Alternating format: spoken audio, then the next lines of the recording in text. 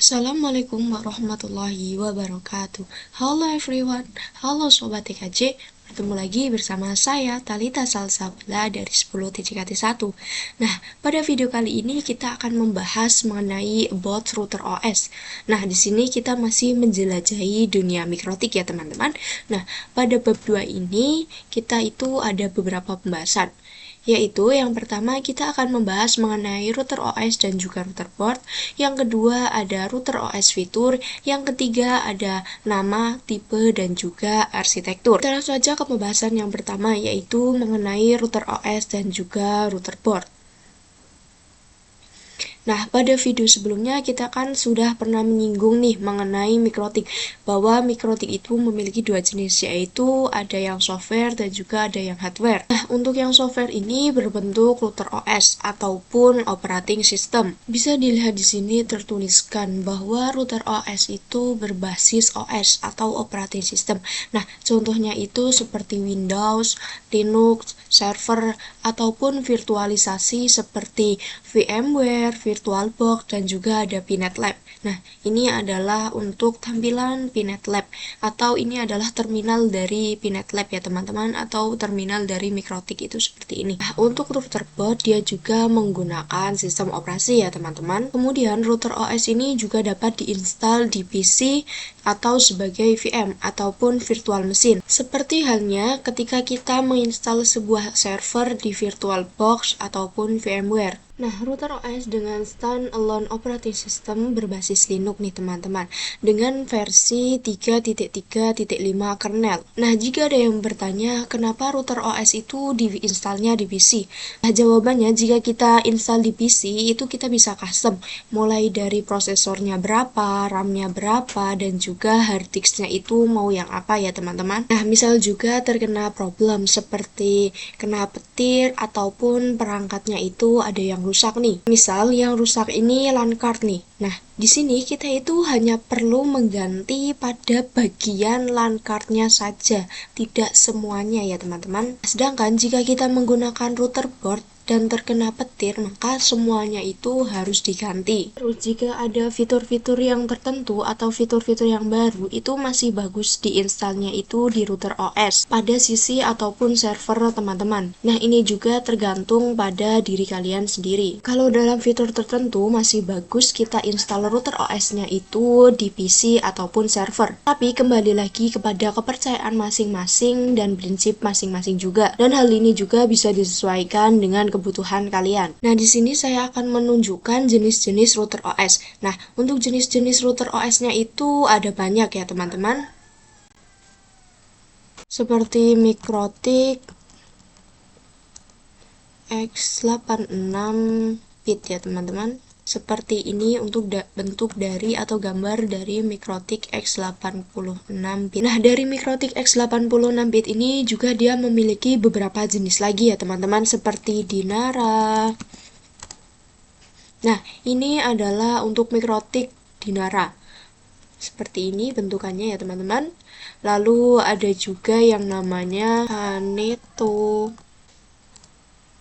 Nah, ini untuk mikrotik X86-bit Aneto. Lalu ada juga Okma.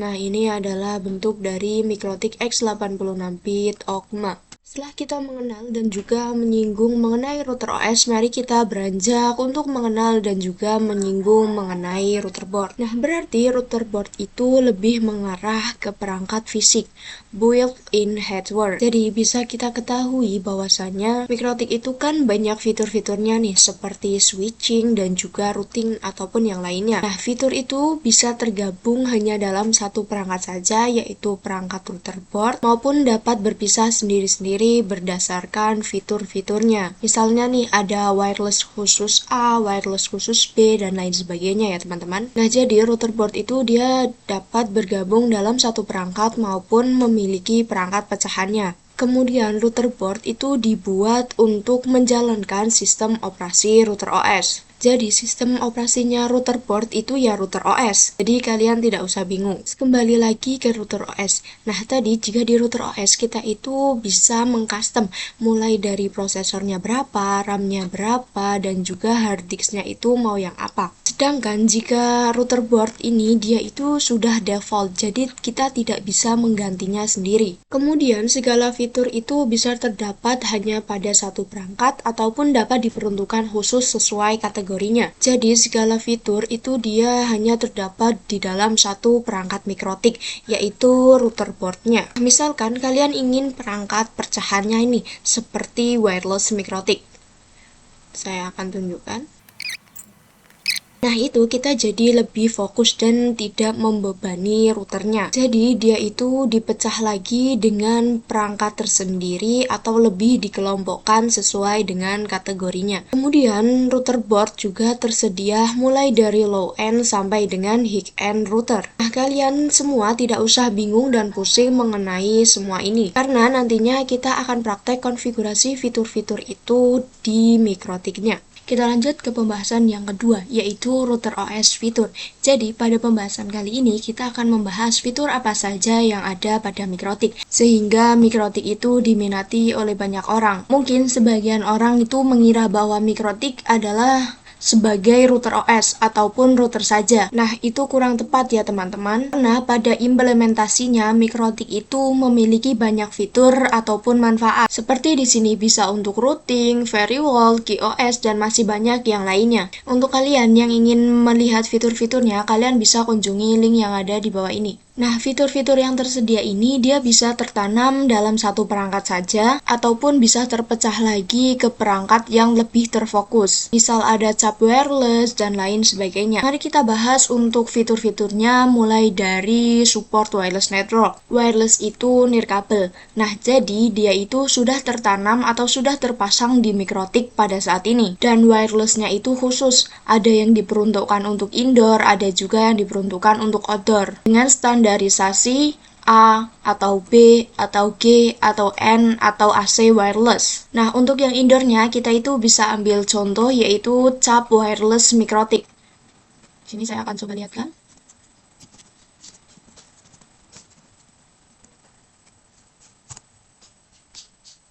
Nah, seperti ini untuk gambarnya. Sedangkan untuk outdoornya itu ada point to point, ada juga point to multi point nih. Nah, untuk yang point to pointnya itu contohnya ada XX, TSG, mikrotik. Seperti ini. Lalu ada juga yang namanya LHG, AC, Dynadis. Seperti ini. Dan ada yang lainnya. Kemudian untuk contoh dari point to multi point itu ada yang namanya main box mikrotik dan ada omnitic mikrotik. Dan ini contoh untuk point to multi point-nya. Setelah membahas fitur wireless network, mikrotik juga menyediakan fitur routing. Ada yang dynamic routing dan juga ada yang static routing. Dan itu juga sudah support di IPv4 dan juga IPv6. Kemudian di sini ada fitur firewall dan NAT. Nah, firewall ini digunakan untuk proteksi agar mikrotik kita itu aman. Jadi, untuk firewall itu dia bisa mengatasi serangan ataupun memblokir website. Nah, untuk serangannya ini juga bisa mengatasi serangan internal. Nah, pada firewall juga kita bisa menanamkan proteksi nih. Dan firewall ini juga bisa untuk ngeblok sosmed. Jadi, misal user A itu tidak bisa membuka aplikasi ataupun sosmed tertentu yang sudah diblok. Kemudian, untuk NAT ini nantinya dia bisa mentranslate IP privat ke IP public ataupun sebaliknya. Misalnya ada klien yang bisa mengakses IP public nih, kemudian dia juga bisa mentranslate-nya. Kemudian kita bahas untuk yang QoS ataupun Quality of Service. Jadi QoS ini biasa digunakan untuk bandwidth management,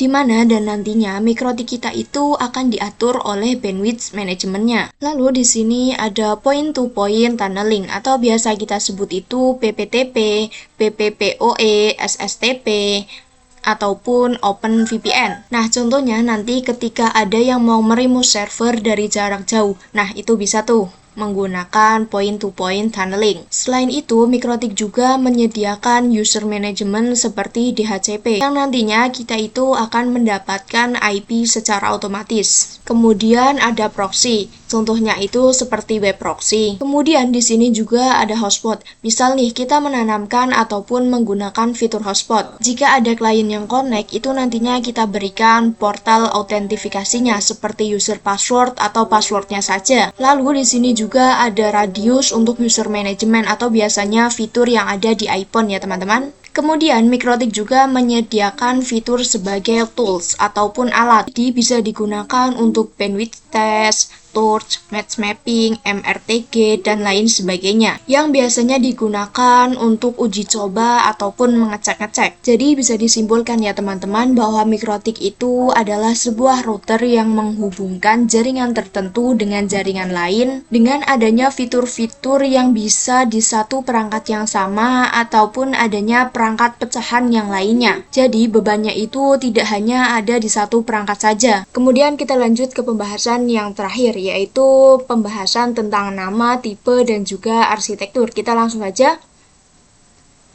Yang pertama di sini kita akan membahas mengenai nama. Seperti yang sudah kita ketahui sebelumnya, bahwasannya Mikrotik itu dibagi menjadi dua jenis, yaitu ada yang software dan juga ada yang hardware. Nah, di sini kita akan mereview lebih dalam mengenai hardware, yaitu router board Mikrotik. Jadi teman-teman, perangkat router board atau perangkat keras itu memiliki 3 pengkategorian nama. Yang pertama yaitu ada simbol nama, yang kedua ada word, dan yang terakhir ada exceptional naming. Yang pertama dengan simbol nama. Misal nih kalian memiliki perangkat router board. Nah, di belakangnya itu ada angka seperti ini. Kalian itu tidak usah bingung. Nah, jadi untuk bacanya itu seperti ini. RB itu sudah pasti router board. Kemudian untuk yang 4 itu adalah seri atau kelas router boardnya. Kemudian untuk 3 yang pertama ini merupakan jumlah port Ethernet-nya. Nah, untuk yang 3 terakhir ini merupakan jumlah slot mini PC-nya ataupun jumlah slot wireless-nya. Kemudian untuk pengkategorian yang kedua itu menggunakan word atau menggunakan kata. Jadi seperti ada Omnitic, Graph, XXT, LHG Dynadisk, CAP, WAR, HAR, dan juga HEX. Kemudian untuk pengkategorian nama pada router board itu bisa berdasarkan exceptional naming. Nah, ini adalah nama yang disederhanakan dan disesuaikan dengan tahun pengembangannya. Dan biasanya untuk Ethernet-nya itu lebih dari 9 port. Jadi, jika kalian memiliki suatu perangkat router board dan Ethernet-nya itu lebih dari 9 port atau 9 port, itu bisa dikategorikan dengan exceptional naming. Lalu, untuk contohnya itu ada RB600, RB800, RB1000, dan yang lainnya. Nah, di sini saya akan memperlihatkan contohnya itu seperti apa sih?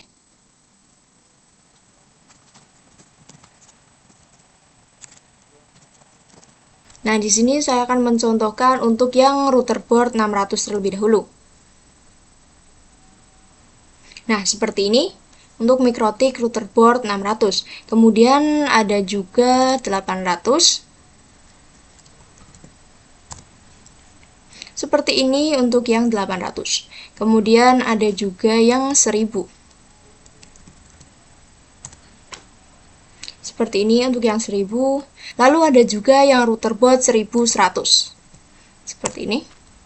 Nah, seperti ini. Lanjut, setelah kita mengetahui mengenai pengkategorian nama, kita lanjut untuk belajar mengenai pengkategorian tipe. Nah, teman-teman, biasanya di belakang suatu perangkat Mikrotik itu memiliki semacam kode-kodenya nih.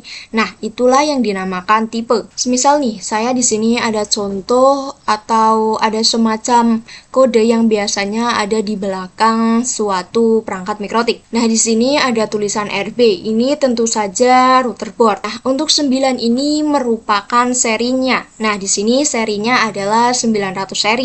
Untuk yang 5 ini adalah Ethernet-nya, dan untuk yang 2 ini merupakan wireless-nya. Nah, di sini juga terdapat UI. Nah, UI ini merupakan fitur board-nya. Kemudian di sini ada kode lagi, yaitu 5AC 2ND. Nah, ini tuh artinya dia menyediakan fitur wireless. Nah, kemudian di sini ada TC. Nah, TC ini merupakan jenis casingnya nih. Kemudian di sini juga ada kode yang lainnya, seperti misal kode U. Nah, kode U ini artinya perangkat tersebut sudah support untuk port USB. Kemudian ada juga yang kode G, artinya perangkat tersebut sudah support untuk port gigabyte. Dan ada juga kode yang lainnya. Jika kalian ingin lebih mengetahui tentang kode-kodenya, kalian bisa kunjungi website atau link yang ada di bawah ini. Kemudian di sini kita lanjut untuk yang arsitektur router board. Nah, arsitektur router board ini sama ya dengan PC. Yang mana untuk arsitekturnya itu ada yang x64 dan ada juga yang x86.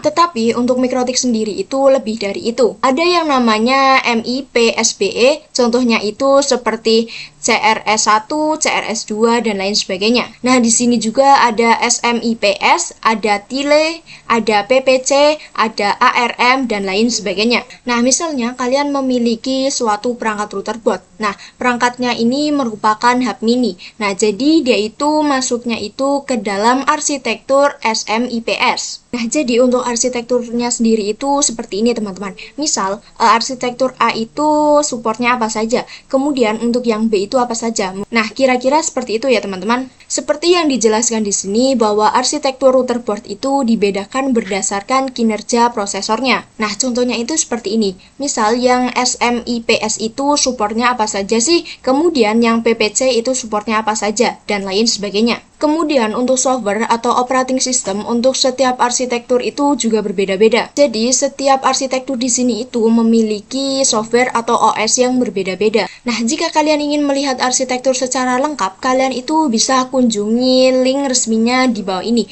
yaitu www.mikrotik.com/download. Oke, mungkin itu saja untuk pembahasan pada bab 2 kali ini. Mohon maaf bila ada kesalahan. Sampai jumpa di video selanjutnya. Terima kasih. Wassalamualaikum warahmatullahi wabarakatuh. Dadah semuanya.